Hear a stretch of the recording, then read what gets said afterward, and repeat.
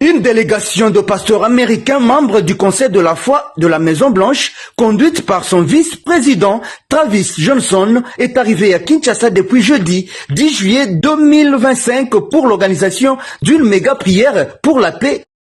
Ils ont été accueillis à l'aéroport d'Ndjili par un comité restreint mis en place, chapeauté par l'ambassadeur itinérant Antoine Gonda, secondé par les deux pasteurs Jacques Kambala et Jacques Kangoudia, ainsi que du député national Eliezer Ntambouy.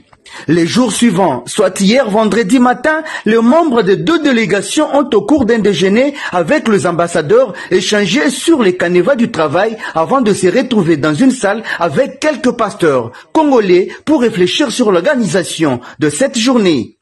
Après une présentation suivie d'une prière, les pasteurs américains ont expliqué la quintessence de leur démarche qui vise un autre aspect divin qui devrait accompagner la victoire diplomatique de la RDC sous la médiation américaine. The future for the Church of Le Jesus futur Christ. pour l'Église de Jésus-Christ. The future for DRC Le futur pour la République démocratique is Congo. in unity. C'est l'unité.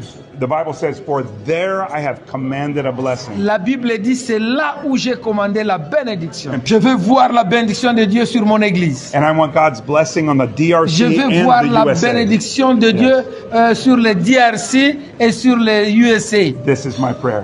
Voilà ma The Lord prière. says, Du côté de la RDC, l'ambassadeur Antoine Gonda, qui préside la commission d'organisation de ces cultes œcuméniques, est revenu sur la dimension ecclésiastique. La diplomatie sans Dieu, c'est passager. Le fait de pouvoir voir ces pasteurs qui viennent du bureau de la foi, de la Maison Blanche, au même moment, on a nos pasteurs ici qui sont proches du président Tshisekedi, qui a dit que quand je prends le pouvoir, je dédie ce pouvoir à Dieu. Et vous voyez que la politique est en train de passer, la diplomatie est en train de passer, les guerres passent, mais les hommes qui ont la foi en Dieu, les hommes qui croient en Jésus vont rester pour l'éternité. Et voici la plus grande épreuve. Ceux qui sont en train de douter, nous avons suivi, on est en train de parler, mais de quel accord on a signé? Mais ce que vous avez oublié, ce qu'il y a avant tout, il y a Dieu, il y a Jésus. Alors, comme nous sommes des croyants et que nous savons que les hommes qui sont là, ce sont des hommes de Dieu, ils sont venus pour pouvoir nous donner cette fois cette espérance que ce pays doit et est en train de se relever. Qu'allons-nous espérer après cette prière, surtout que les deux chefs d'État concernés devraient se rencontrer dans quelques jours? Vous savez, c'est le spirituel qui conduit le physique.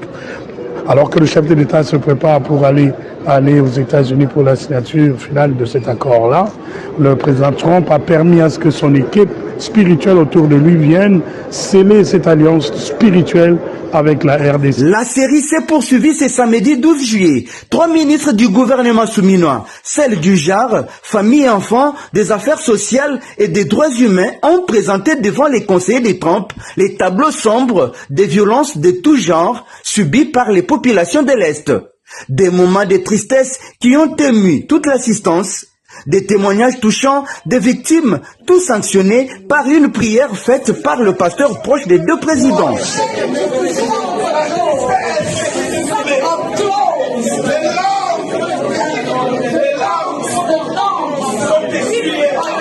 Il faut donc signaler que cette grande prière va rassembler des hommes de Dieu venus des USA et ceux de la République démocratique du Congo.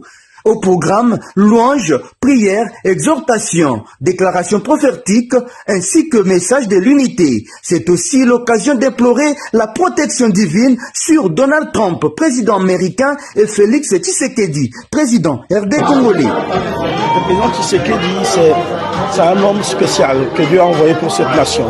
Je ne suis pas en train de faire un dialélo. Je suis en train de dire quelque chose que je sais et que j'ai toujours su